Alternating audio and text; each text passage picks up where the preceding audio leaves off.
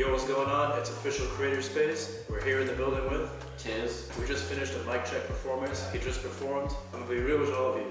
This is my first time listening to all of his music. This is my first time meeting him, but I liked his music, so I had to ask him to do the interview. He graciously accepted. So first I want to ask you, in your performances, you were talking about the 508 Martha's Vineyard. Can you tell me a little bit about where you're from?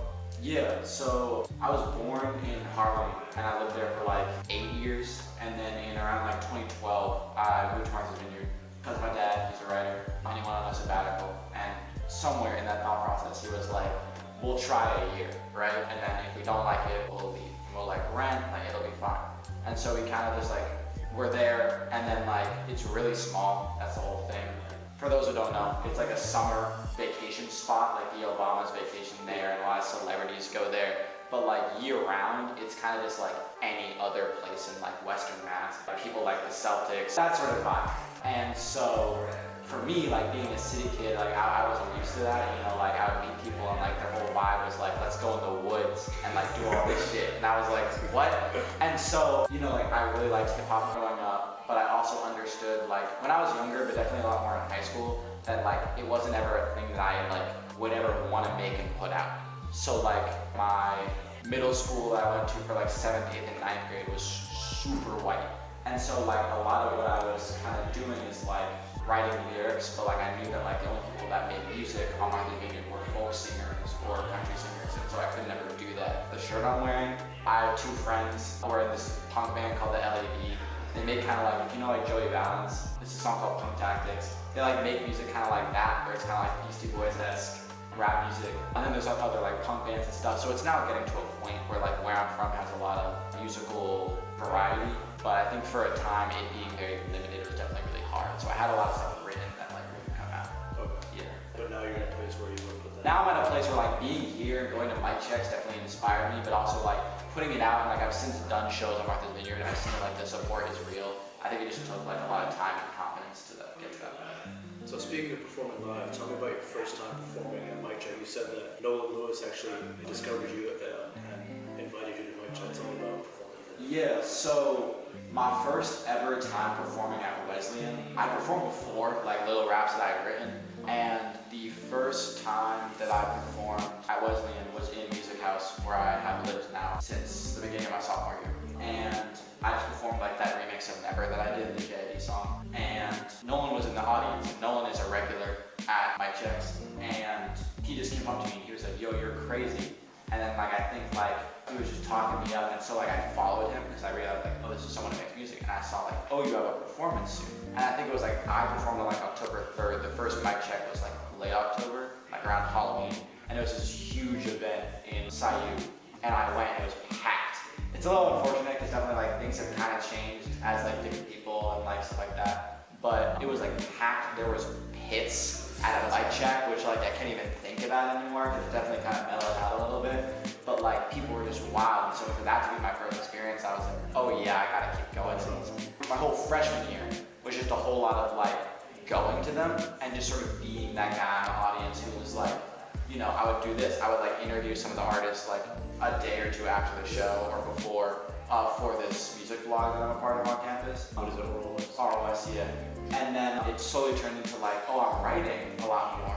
So like, let me join. And that was mainly all my sophomore year. So yeah. Do you think your dad being a writer influenced you, right? Yeah. I think definitely like growing up around writing, and I think also growing up around hip hop, like my parents, a lot of the music they would like play around me, and just like that I grew up on was very like similar to what I make, where it's kind of like, I describe it as very like backpack rap, meaning it's very nerdy and all about like the punchlines, where it's like, yeah, I just rhymed that with that and it all led into this. So like sort of like OG Kanye and like Common and then like Tribe, like sort of like that vibe definitely like inspired a lot of the stuff that I do now. I definitely get that. I laughed a couple times. Yeah. Like I think like I know that I'm a nerd, and like my dad, the main stuff that he writes is like history stuff, and so I think like as I continue to write lyrics, like I always try to put in that one little like anime reference especially, or like little reference to like a show or something that makes you go like, oh yeah, that's funny. Yeah. Are you big anime fan? Yeah. What's your favorite? I'd say, man, probably Chainsaw Man.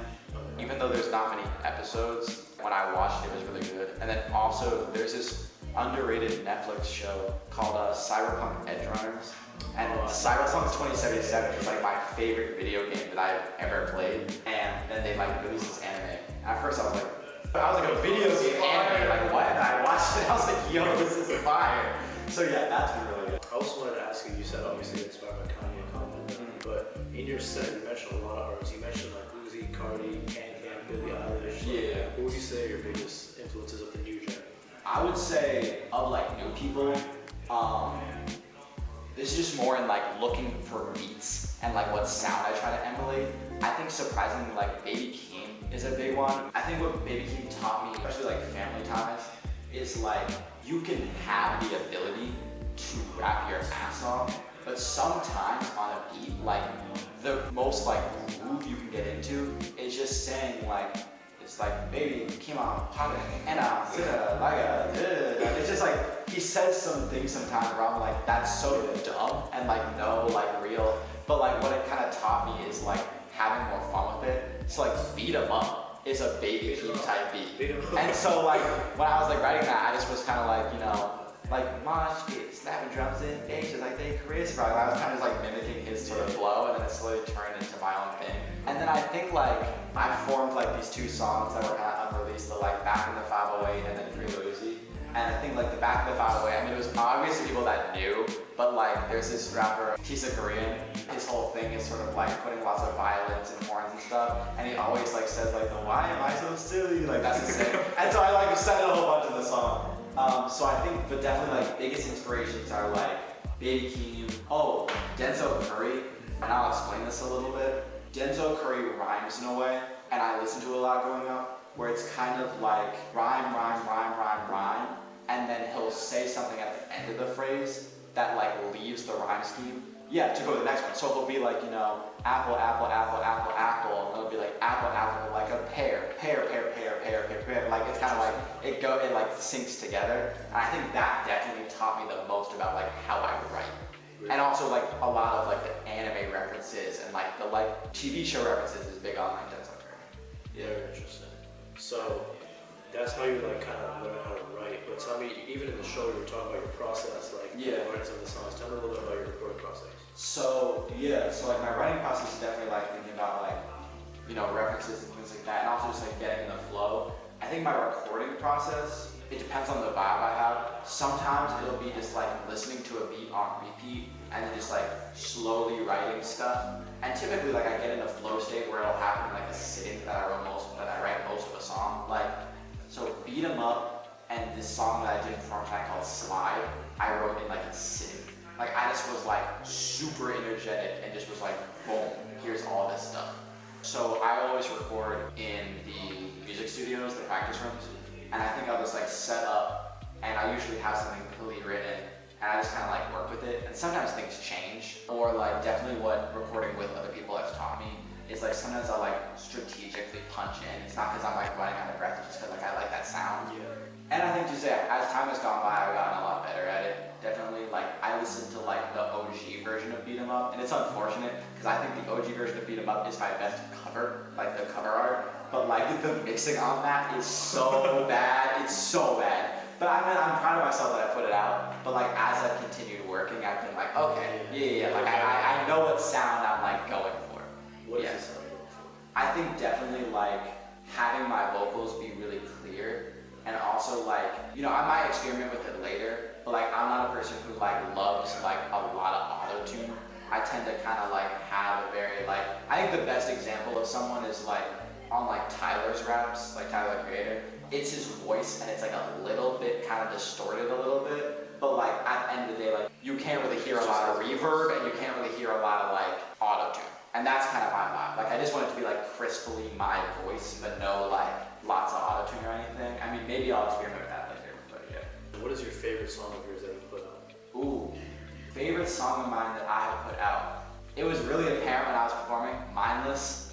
I think Mindless just because like the sample is so good. I have this lyric, it's like, all my people on my left side, like a graduation, they the tassel after. And the amount of people like from home that have come up to me and been like, I heard that, and it was like, pause the entire track, I need to like sit for a minute. And then like, you know, a lot of people like from other places bump that. So like Levon plays that a lot, and he's out in Chicago. Yeah, and I just enjoyed it the most. Probably it's had between that and Sosa Flow. I think Sosa Flow has had the most like longevity as a song. Like people really know the words. I got a remix for it. It always goes craziest at my shows. So yeah, those are my two favorites. Cool, man. Well, thank you for interviewing. Thank you. Appreciate it. Yeah. Thank you.